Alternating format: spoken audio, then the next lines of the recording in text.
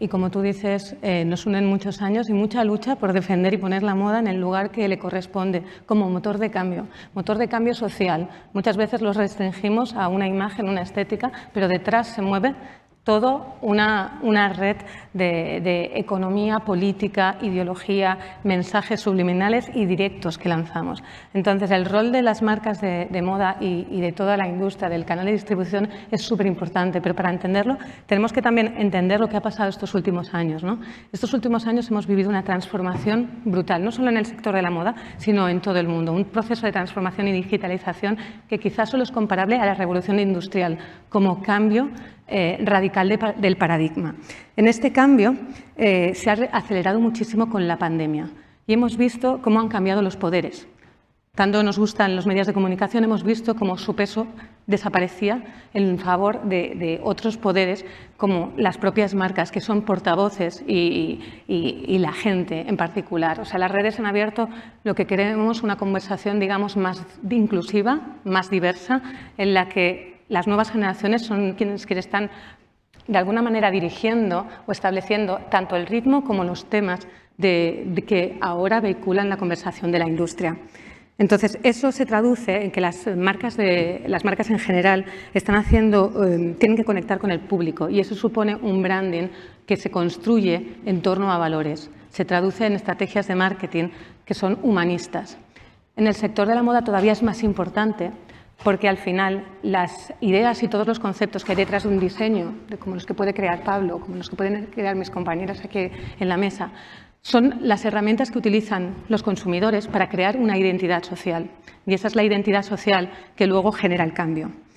Para ser relevante tienes que ser precisamente auténtico y sobre todo honesto. Y en ese sentido tienes que abrazar a las nuevas generaciones.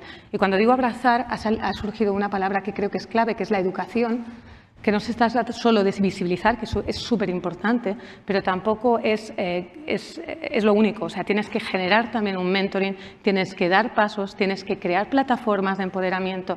En ese sentido voy a dar un ejemplo muy reciente. En la Roca Village hemos colaborado recientemente con Barcelona Fashion Forward. Es una plataforma de apoyo al talento emergente que trabaja con diseñadores con criterio de sostenibilidad. Hemos abierto una pop-up. ¿Por qué? Porque no queríamos que fuera solo un espacio donde se visibilizara. Queríamos que fuera un espacio que generara ventas.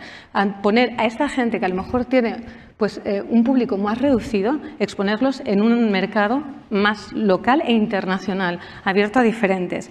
Y sobre todo, darles mentorship. Desde retail, desde comunicación, contar con un mentor especial que trajimos desde UK, a Patrick McDowell, un diseñador que es pionero, es visionario en el upcycling y en cómo reutilizar, precisamente porque las generaciones, hace poco el New York Times publicaba un reportaje de cómo hemos cambiado, ¿no? Hablaba que era la generación sin ambición.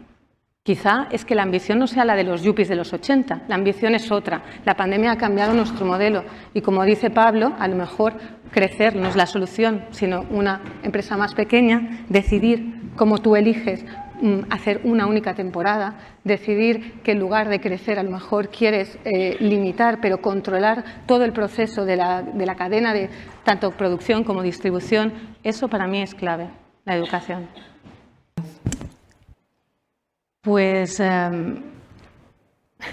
es complejo porque hay mucho greenwashing, lo ha habido, hay un cambio, va a haber aprendizaje, pero es verdad que los primeros momentos se asoció como me tengo que subir al carro y me tengo que subir al carro sin pensar qué es de verdad la sostenibilidad.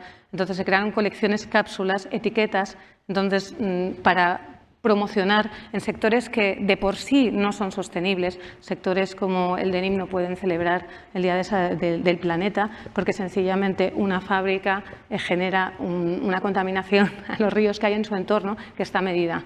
Entonces, todo este tipo de debates han tenido su recorrido. Ahora se pide mucho más, porque la sostenibilidad, como decíamos, no es solo esa responsabilidad de ser ético. Quieres que sea ético y social en todos los pasos, entonces tienes que empezar por reestructurar. Hablábamos del low cost. El low cost es el invento más caro que hemos visto en las últimas décadas, porque el coste medioambiental y sociopolítico es gigante. Invertir, sin embargo, en un cambio es caro. Sí, es un tema recurrente. ¿Es caro ser sostenible? Como consumidor, sí, evidentemente. pero a largo plazo no lo es. Estás invirtiendo en un valor emocional, estás atribuyendo muchos más valores a las piezas y todo el proceso que hay detrás, colaborando en la cadena de la sociedad. Muchas marcas que no lo han tenido o no lo han visto claro, esa reestructuración, y han hecho esa lavada de imagen, han sufrido un coste real de este greenwashing y la gente los está castigando. Entonces sí que creo que hay un aprendizaje en el que hay un punto de partida, en el que tenemos que aceptar que nadie, ni el más sostenible, es 100% sostenible, porque es imposible, porque participas con terceros, distribución, incluso aunque seas Stella McCartney y tengas todo tu recorrido, tienes que introducir en la cadena envíos, replantear, o sea, hay muchos problemas. Sin embargo, con esta aceptación vas dando pequeños pasos. Un ejemplo. Error, ¿no? Vemos muchas empresas, reciclamos, pero reciclamos a partir de productos plásticos, que al final luego solo tienen un uso más, una posibilidad de reciclar. Bueno, eso es un aprendizaje, ha estado bien, pero veamos a fibra, que podemos hacer realmente una economía circular. Entonces, es aceptar que no lo somos y poco a poco innovar y plantear las cosas desde la industria, pero desde la propia empresa, no solo desde el producto. De hecho, es una lucha que ahora lo llamamos sostenibilidad, pero antes, por ejemplo, y estoy recordando un reportaje que escribí hace años, pero que entonces era ética y responsabilidad social, y esto forma parte de la agenda en Naciones Unidas. Entonces, hay un proyecto de moda ética asociado a la Cámara de Comercio Internacional y esto se trabaja para introducir, por ejemplo, a los artesanos, que hoy estamos hablando, artesanos locales, cómo incluir a los artesanos del hemisferio sur en la cadena de distribución del lujo y asociar el hemisferio norte con el sur y crear estas cadenas, tejer estas redes de las que estamos hablando hoy,